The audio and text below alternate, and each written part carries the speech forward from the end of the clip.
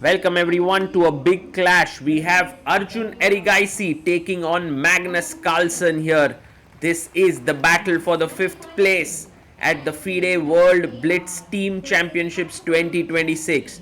And this is going to be very exciting because Team MGD1 takes on WR Chess, and while the players are definitely a bit exhausted after 5 days of chess, this might well be the final match that they will play. So, Arjun versus Magnus, always exciting to watch. The focus mode is on. This is the Neuro game of the day. Arjun opens the game with pawn to d4. Knight comes out to f6, c4, g6. Knights to c3. Magnus playing the King's Indian, and Arjun brings his knight out to f3. We have short castles here. h3 played, and Magnus, well, you can play e5, you can play c5. Magnus decides to go a6, and we have bishop to g5. Pawn to c5 played here, striking in the center. And now you can push your pawn to d5. I believe Magnus wants to play in the spirit of Benko Gambit with b5. Arjun takes, queen a5 played. Now if you take on d6, there's knight to e4, making use of this pin here. So Arjun has to decide where to move. Maybe queen d2 is possible, maybe knight d2. There's also bishop d3. He's taking his time in the opening. He goes bishop to d3, defending the e4 pawn, and Magnus takes with the queen. Now this structure reminds us of the Sicilian dragon. White castles here. You can see Magnus being slightly surprised there with Arjun's treatment of this position, but it seems pretty decent. Magnus has to figure out how to play this. He goes e6 because he doesn't like the knight jumping to d5 all the time. Arjun plays queen d2. Now the d6 pawn is a bit weak. The knight has to come either to d7 or to c6. And you also need to think about the bishop. Maybe b6, bishop b7 on the long diagonal.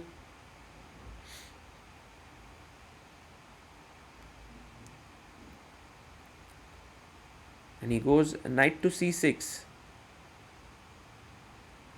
We have rook fd1, putting pressure on d6. And the other rook can come to c1 also. Of course, the position hasn't gone so well for Magnus in the opening, and you can see him struggling to find the best moves. So otherwise, the moves are generally flowing for Magnus. But what to do about his bishop now is the big question. He goes knight d7. Maybe he's bringing the knight to e5. And Arjun now goes bishop e2. Knight to e5 played, which is not a good move. He's attacking c4. But there is a very nice move that white has, which is knight a4. Attacking the queen. The queen is kind of running out of squares.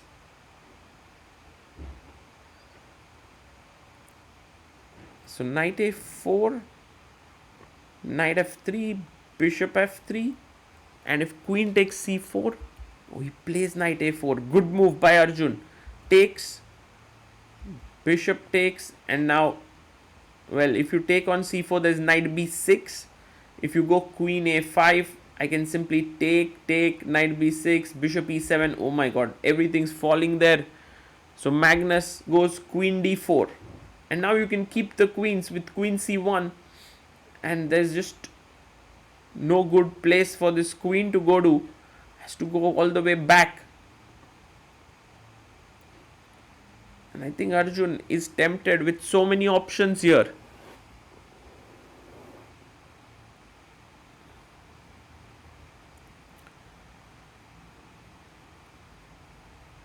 He can move the queen away,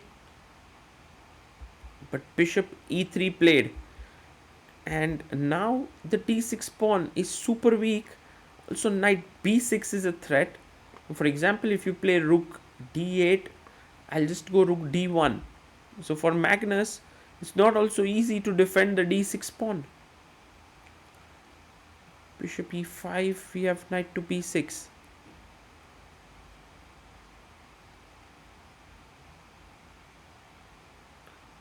And you can see there Magnus, he just now goes b5. He's like, good or bad, let me just do this. Okay, a few things. Rook takes d6. Maybe the assessment b takes a4, rook c6 needs to be assessed. But Arjun is like, I won't even give up my knight. Goes here, pawn takes pawn. Pawn takes, and now you can pick up the pawn on d6. Yes, takes it. And now bishop takes b2, rook b1 and c6 hangs. So you can't even play that. The knight needs to move from c6. And Magnus is maybe in a position where he has very little chances. Knight e5 could be a move. And down to 30 seconds now, Magnus Carlsen. Arjun has 50 seconds. He goes knight to b4 with the idea of a fork here. And simply rook d2 should do the trick, because it also defends b2, stops knight c2. Magnus has 27 seconds. Arjun also similar time. Arjun needs to speed up. Rook d2 found. Well played. It's a +4 position for Arjun Erigaisi. He should be able to win this without too much difficulty. Magnus is struggling to find a good move for himself. He goes back knight c6.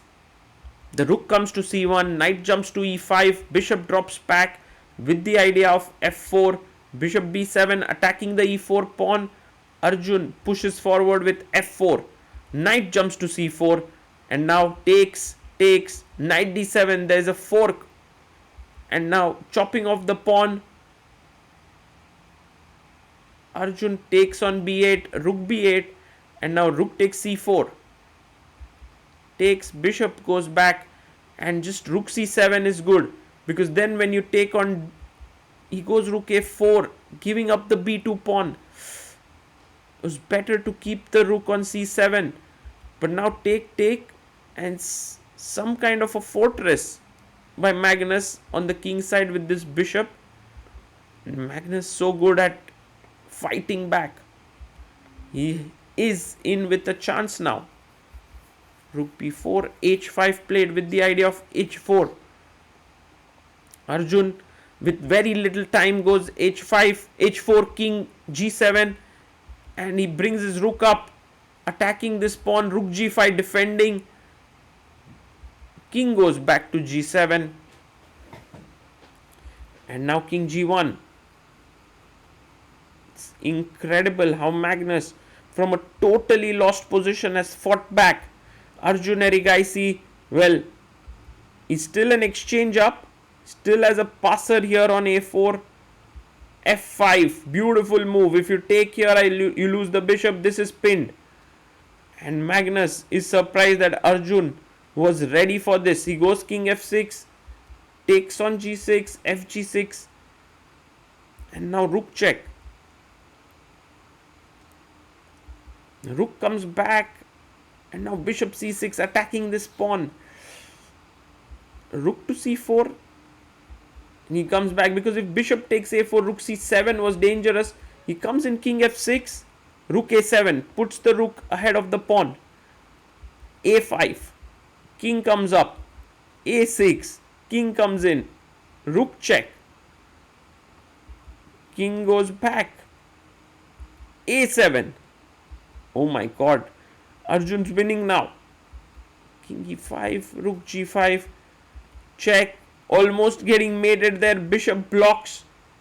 Rook takes g6, and now he takes on a7 because this was pinned, so he's trying to deflect the rook. Rook takes, and 2 pawns and bishop, both sides having 2 pawns. This is actually tricky stuff. Oh, Arjun had to check from the side. King here, rook g5, and this is now very, very tricky to win for Arjun Erigaisi.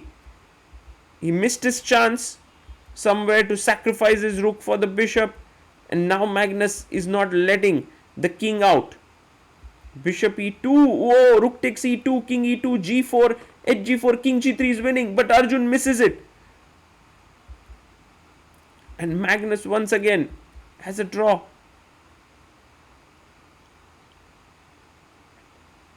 The problem for Arjun is that he's unable to get his king into the game. Now slowly coming in, but the e5 pawn moves in, bishop f3. Magnus is defending incredibly well. Arjun trying his best. Both are moving quickly. You hardly have time to calculate. It's all on instinct. King comes back to d4. Look at Magnus being not so sure here what his moves ought to be. And the e pawn. Oh, he sacks his rook for the bishop. And look at that. The h pawn is moving ahead. Check. King g2. And both sides make a queen. This should be a draw now. Queen check. But Arjun takes on g4 and is like, now I'll fight. Look at Magnus with a smile there. He's like, Arjun, that's something that I do. You know, try to grind in the queen endgames. This is one of the favorite endgames of Magnus Carlsen. So it's actually interesting to see if Magnus is able to defend this endgame or not. It's a tricky one. But Magnus is the best queen pawn endgame player ever. That's I think that might not be an overstatement there. You can see his games. He's won so many of them with minimal advantage. But this time he's on the other side of it. King a2, and he's doing this really well. He's putting the king on the right place in such endgames. You should put it on this corner here because the pawn is running this way. Check, king g6. Both players playing under 10 seconds for such a long time. And believe it or not, Magnus is defending very precisely. The reason why you want to keep your king on this corner is because whenever you give checks, you don't want your, like for example, check, queen check and would have traded. This is what you want to avoid. Check, queen f8.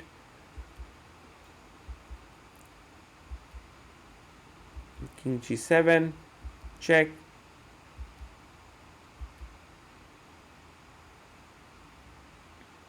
And now king g8.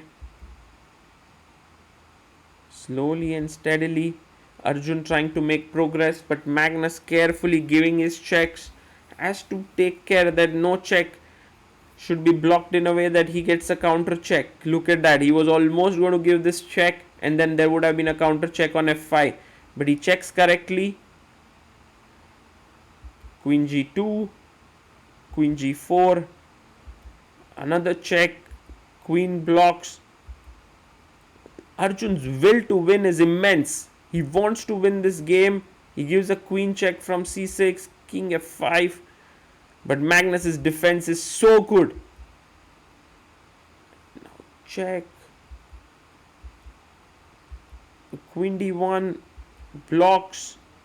And a blunder. Oh, Magnus blunders there. You can look at that in slow motion. Magnus like, I was defending so well. I just had to give another check, but I checked from the wrong square and Arjun blocks with his queen. It's a check to the black king and it's a loss there. Arjun winning in 117 moves. What a massive win for Arjun, and truly beating Magnus in that queen endgame was very nice, but great defense from Magnus as well. Another Arjun Erigaisi and Magnus Carlsen masterpiece that we got to witness. Have you ever blundered a winning position because your brain just blanked out. That's called brain fog. In chess and in life, lack of attention and focus can cost you key games and key moments. Instead of reaching out for that third cup of coffee or that energy drink, which can overstimulate you or give you jitters, try NeuroGum. It's viral in the US. It has a clinically proven blend of caffeine that gives alertness and L-theanine that gives calm and stable focus without the jitters or crash. An MIT study even shows that it gets you to a high focus 21% faster. So focus better now with NeuroGum. Now available in India. Check the link in the description and in the pinned comment.